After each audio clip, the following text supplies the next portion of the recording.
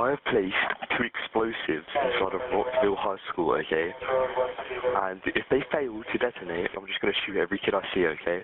This call was a hoax, but part of a series of nightmare threats terrorizing Vernon, Connecticut. Investigators determining the threats came from overseas, but with the help of a teenage girl living right in town. He was doing these threats with her knowledge and with some of her input. Both of them involved in a shadowy online global network called 764, which wants governments toppled and the world in chaos, but which also targets kids on social media and gaming platforms, befriending them before demanding violent and sexual content from them. They will encourage them sometimes to commit suicide. They will encourage them to do cutting. They will encourage them to harm their pets. They're using basically psychological warfare on children. That's right. They gain the trust, and then they continue to build that trust to the point where they have power and the ability to blackmail the child, basically. The girl thought the hoaxer was her boyfriend, and he convinced her to share pornography and create 764-related content, like this Barbie doll with the group's name written on its forehead. It was very difficult to process.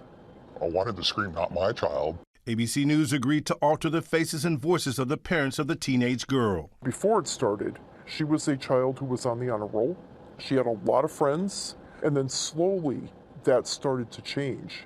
When the girl began to resist demands, her family says extortion and threats against her ramped up. Do we consider her a victim or a participant? Depending on who you ask, the answer may be different. So you sometimes have victims who then become subjects themselves because they start to go out and perpetrate acts on behalf of the individual who victimized them.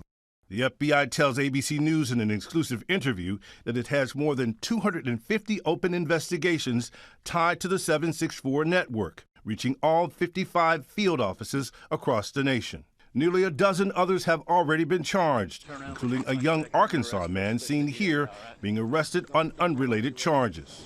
Man, this guy's got some weird stuff in his car, bro. But now pleading guilty to plotting to murder a 14-year-old girl in a separate case when she stopped complying with his demands.